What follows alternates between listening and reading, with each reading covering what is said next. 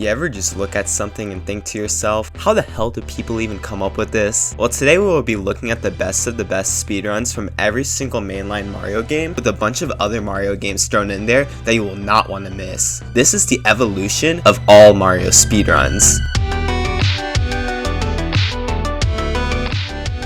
Now, as we all know, Super Mario Bros. Was not only the first mainline Mario game, but is also one of the most infamous speedruns in speedrunning history. The fastest completion of Super Mario Bros. Lies at a 454.798 by Nifsky, and yes, I am saying the milliseconds because it is that optimized. Nifsky uses a few tricks throughout this run, such as the flagpole glitch, this weird trick in 4-2, this other weird trick in 4-2, and overall just perfectly nails everything he needs to put together in this run. Keep in mind, I don't use perfect lightly, as Nifsky is only a second away from a perfect speedrun, and yes, this perfect speedrun is tool assisted, or a task, meaning that this is perfection in its purest form.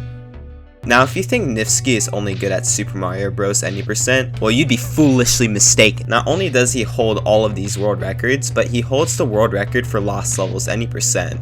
This run clocks in at a 751.956 without loads, but Nifsky theorizes that he could get a 749 in the near future. Nifsky once again uses a bunch of clever tricks throughout the run, such as this almost perfect pixel jump on the pipe in 1-2, or this juicy movement that you perform at the very end of the run. Also, if you hadn't noticed already, Nifsky is using a keyboard, which means that he's playing on an emulator. This is merely just a preference, not a competitive advantage.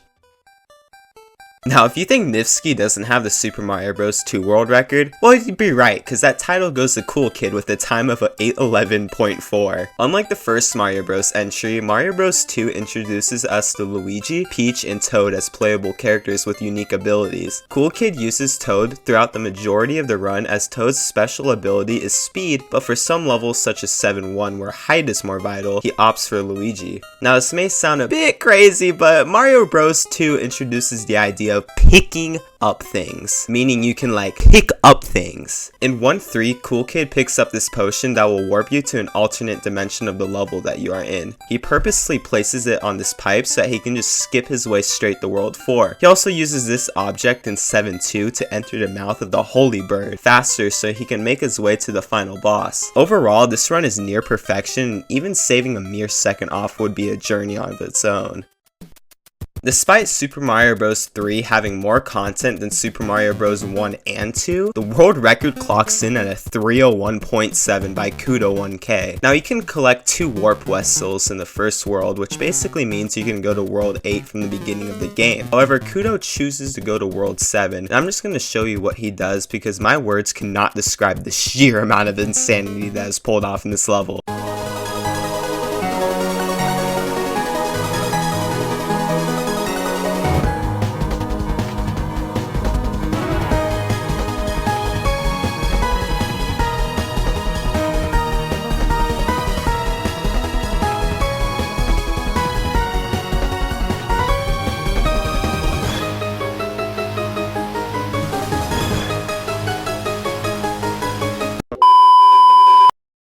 Basically, he does all of that stuff and it allows him to warp straight to the credits. This is just the any percent world record though. There's also a no credits warp category as well as 100%, where you play through all of the levels. The Game Boy introduced Super Mario Land in 1989, and despite how old this game is, the current world record was only set a month ago with a time of 1224.11 by EIP. EIP cleanly traverses through the stages and uses tricks such as these screen warps that are used when Mario is in airplane mode. It's also worth noting that there is a small amount of RNG, or luck, when it comes to quickly completing these bonus games. Overall, this run is extremely solid with luck and movement, and I can definitely see EIP beating it soon. Also, that controller he uses is just so cool. Now, we all know Mario Kart is infamous for its time trials, as we see speedrunners shred every individual track to pieces, but what would it look like to beat all of the tracks in one sitting for every Mario Kart game? Well, when it comes to Super Mario Kart, KVD is the world record holder with a time of 29 29 minutes and 51 seconds. We see him make efficient use of his drifts, chain hops, and even do cool shortcuts like this one in Ghost Valley 3. To this day, people are breaking the Mario Kart game that started it all. Now let's say you want to eat a chocolate bar. You have to grab the chocolate, unwrap it, and then take bite after bite to eat it. If you're just casually eating a chocolate bar, it'll probably take a few minutes. You're not speedrunning that chocolate bar,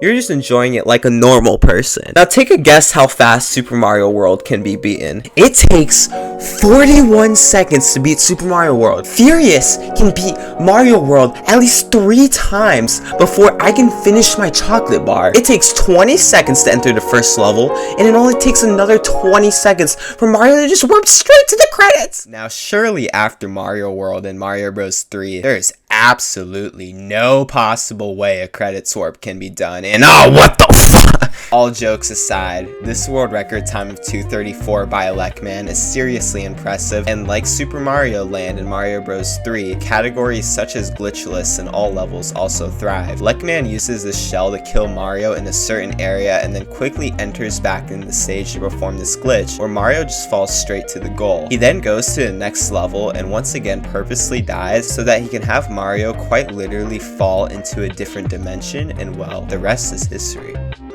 This is arguably the most popular speedrun of all time, and that is for a good reason. For this game being Mario's first step into 3D, the movement for the game is astronomical, which makes the speedruns even more astronomical. Like all games, Mario 64 has its own respective categories, spanning from 120 star, 70 star, 16 star, 1 star, and 0 star. But unfortunately, I can't cover every single category for every single game, because then this video would be longer than every Alvin and the Chipmunks movie combined. However, what I can say is that 0 star is the fastest way of beating Super Mario 64, with Kano pulling off this amazing run in 6 minutes and 27 seconds. With the use of the infamous backwards long jump, or BLJ, Kano is able to make his way straight to Dark World without having to collect the 8 required stars, and then he's able to make his way to Fire Sea with the even harder BLJ. Kano makes his way through the final Bowser stage with these insane strategies, and then of course he hits those sweet and juicy throws. The movement and precision required for this type of run is unmatched to almost anything I've ever seen, and the tasks for this game are even more insane. Take 120 star for example. The world record is a 137, but the task is a 120. That's a 17-minute difference despite the game being so optimized, which really goes to show how there's always a way to push the next boundary in speedrunning. While we're on the topic of pushing boundaries, let's talk about Mario Kart 64. This is the first Mario Kart game where we got to see some really large skips, and in Kazin's 23-minute and 16-second All Cups world record, you can bet that he takes advantage of all of these skips. I mean, for crying out loud, Luigi's Raceway is the first track and he instantly just shreds it to pieces. And don't even get me started on Wario Stadium. Now, since it's very difficult to not only pull off all of these skips with speed, but also have optimized vehicle movement, this time can definitely be brought down to a sub 23 with an insanely good run. Unlike other Mario games, Paper Mario has turn-based combat combined with a decent amount of dialogue, meaning that this game casually and even in most speedrun categories takes hours upon hours to beat. However, with the use of glitches, J-Cog was able to beat Paper Mario in 48 minutes, and I'll be honest, I don't know much about Paper Mario, but the fact that he is the only player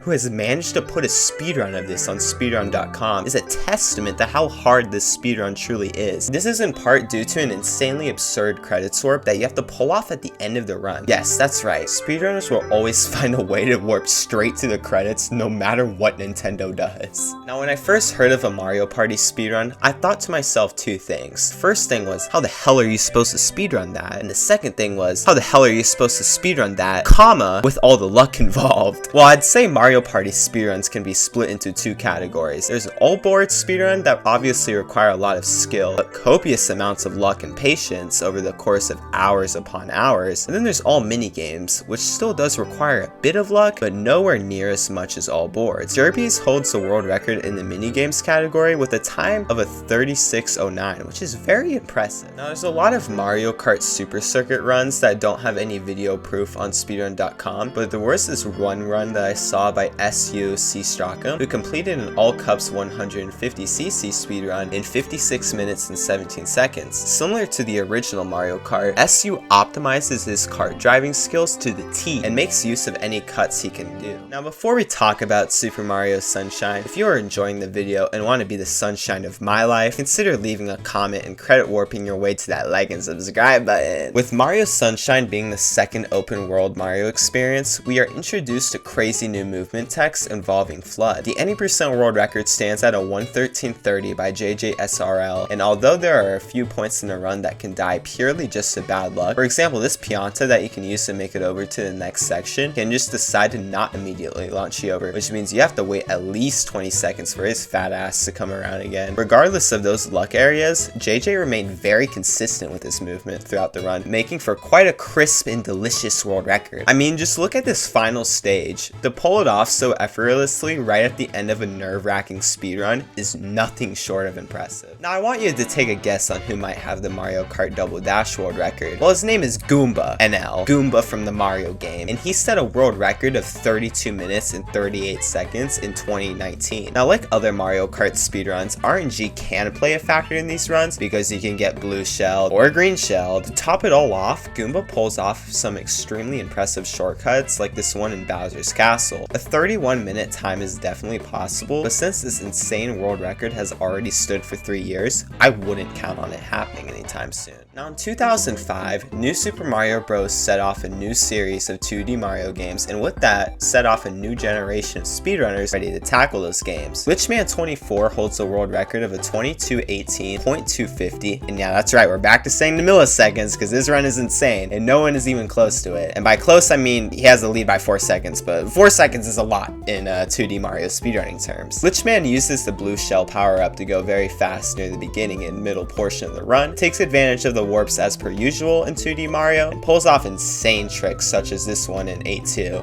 I mean, how does he even do that? Mario Kart DS is not only infamous for its mission mode, but for a technique called snaking, which entails constantly drifting left to right as so. Toa holds the world record for all tracks with a time of 53:53. Not only does he snake pretty much everywhere throughout the run, but he makes use of shortcuts as you do in Mario Kart. After Toa finished the run, he recorded himself playing Mario Kart DS for another 30 minutes as a celebration of his record, and I clicked to a random part of the video and saw that he was a Doge in the F-Zero vehicle. Now that's what I like to call a true speedrun world record. Super Mario Galaxy has some notoriously long speedrun categories like 120 star and 242 star, but the any percent world record stands at a time of 2:16.54 by Jay, also known as the King of Wales. Jay makes clever use of Mario's movement, but also uses a second player function throughout the run. Essentially, having a second player gives this funny little bounce, which allows you to reach new heights and go faster. Also, Jay performs a lot of planet skips by using the game's gravity to his advantage. And to top it all off, he performs this insane skip in Battle Rock. This saves a large chunk of time as you skip the platform that you normally have to just wait on, and it's insanely hard to pull off in a run. Considering this run is so long, there's just so much I can cover, but to put into short words, pulling off all of the tricks and movement tech that Jay does throughout the course of a 2-hour long run is nothing short of absurd. New Super Mario Bros. Wii stands at a time of 22:07 by CAD225, and throughout the run, CAD uses the propeller suit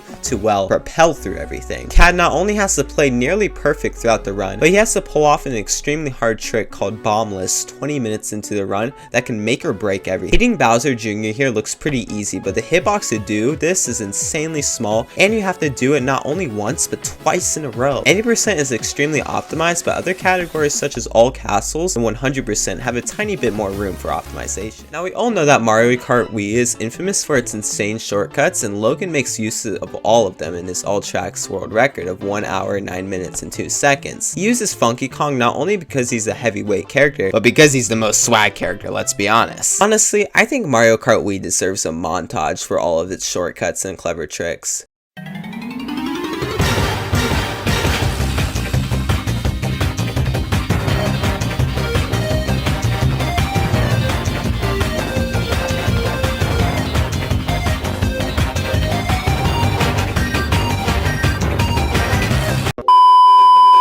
Now I know Super Mario Galaxy 2 has the same movement engine as Super Mario Galaxy 1, but you would be surprised how much different the Mario Galaxy 2 speedrun can really be from Galaxy 1. Goryuya holds the world record with a time of 2:54.58, and we see Goryuya take advantage of Mario Galaxy 2's power-ups such as the cloud power-up or the gravity of these flip switches. However, there is one essential glitch that helps to break Mario Galaxy 2 like no other Mario game before. This component would be Yoshi, as you can infinitely flutter with him if you time your button presses in sequence of each other. As you can imagine, Goryuya uses this whenever he can, and despite a few time saves here and there, this run remains extremely solid, especially for a speedrun as long as 3 hours. Now, Super Mario 3D Land was actually one of the first speedruns I personally ever saw on YouTube, but this is when I was quite literally a little child and the game had first came out. Nowadays, Mario 3D Land speedruns are quite the treat, with the 80% world record being a 53:31 by Zelda Cube. The Tanuki suit is used all throughout the run to just absolutely speed through every single section, and I gotta say, my favorite part of this run has gotta be when he just jumps off of very high places like this. It's just so satisfying to watch. Now, we all know Super Mario Bros. 2 is about getting that money, baby, but for J-Dude, it was about getting that world record time of 26:04.917. J-Dude uses a variety of power-ups throughout the run, such as the Tanuki or the money suit, but a lot of this speedrun is really just small optimizations and making sure we are always holding right on the controller. For example, J-Dude will aim for this specific part of the flagpole, as getting the score of 2000 saves a mere few frames. J-Dude says that this can be brought down to a 26:02 with a really good run, but this 26:04 will most likely take a very long time to beat. There isn't any new discoveries found. Mario Kart 7's world record stands at a 1:18.21 by Juan, making this one of the longer Mario Kart speedruns, but a very impressive one all the way through. One thing I found interesting is that Juan alternated between the Metal Mario build and this Wario build. Also, shout out to all my speedrunners out there who record their gameplay without a capture card. That's what I like to call dedication. Now, the new Super Mario Bros. U world record stands at a time of 36:58.63 by Okasan, and throughout the run, the squirrel suit is the main source for fast movement. How he exploits levels such as 8C using the squirrel. Normally, you're supposed to just wait for the elevator to push you up, but with some insane movement tech, you are able to just skip the elevator altogether. Like all the other 2D Mario games, only a few more seconds are theoretically possible to shave off when it comes to 80%. Now, Super Mario 3D World was originally released on the Wii U back in 2013,